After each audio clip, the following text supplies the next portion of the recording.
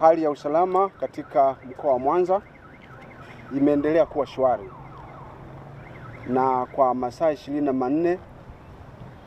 hali ya mkoa ni tulivu kabisa, na jeshi la polisi likishirikiana na vyombo vingine vya usalama na wananchi kimsingi limeendelea kulinda usalama wa watu na mali zao kwa kuzuia matukio ya kihalifu, na wananchi katika mkoa wa Mwanza wanaendelea na shughuli zao bila hofu yoyote ya uhalifu.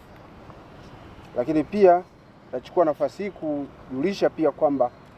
sikukuu za Pasaka zimemalizika salama, na sasa hivi wakazi wote wa mkoa wa Mwanza wanaendelea na shughuli zao za uzalishaji kama kawaida. Ndugu zangu waandishi wa habari, jeshi la polisi katika mkoa wa Mwanza kuanzia tarehe 22 mwezi wa 4 mwaka huu 2025 limeanza kupokea taarifa kutoka kwenye vyanzo mbalimbali zinazoonesha kuwa baadhi ya wafuasi wa Chama cha Demokrasia na Maendeleo, yaani Chadema, katika mkoa wa Mwanza wanapanga kukutana na kufanya mikusanyiko isiyokuwa halali kwa lengo la kushinikiza kuachiliwa huru kwa Tundu Antipas Lissu ambaye ni mwenyekiti wa Chama cha Demokrasia na Maendeleo Chadema Taifa, ambaye kiongozi huyo anatarajiwa kufikishwa mahakamani tarehe 24 mwezi huu mwaka 2025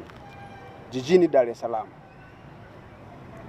Taarifa zinazopokelewa na jeshi la polisi ni kuwa wanawake na watoto wanashawishiwa na baadhi ya viongozi wa chama hicho kushiriki kwa wingi katika mikusanyiko hiyo isiyokuwa halali. Ndugu waandishi wa habari, kutokana na taarifa hizo, jeshi la polisi katika mkoa wa Mwanza linawatahadharisha wananchi kutojihusisha kabisa au kushiriki katika mikusanyiko hiyo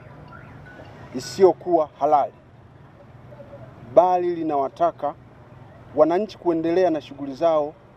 za kujipatia kipato bila hofu ya aina yoyote.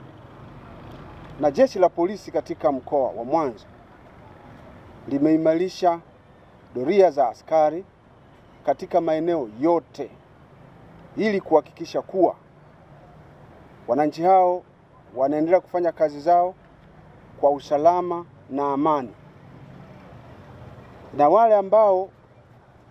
watajihusisha katika mikusanyiko hiyo isiyokuwa halali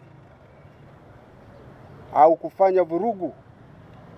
au uvunjifu wowote wa amani, jeshi la polisi halitasita kuchukua hatua kali za kisheria kama hatua mojawapo muhimu ya kulinda amani na usalama wa wananchi wa mkoa wa Mwanza. Pia jeshi la polisi katika mkoa wa Mwanza linachukua nafasi hii kuwakumbusha wananchi wote wa mkoa huu kutoa taarifa za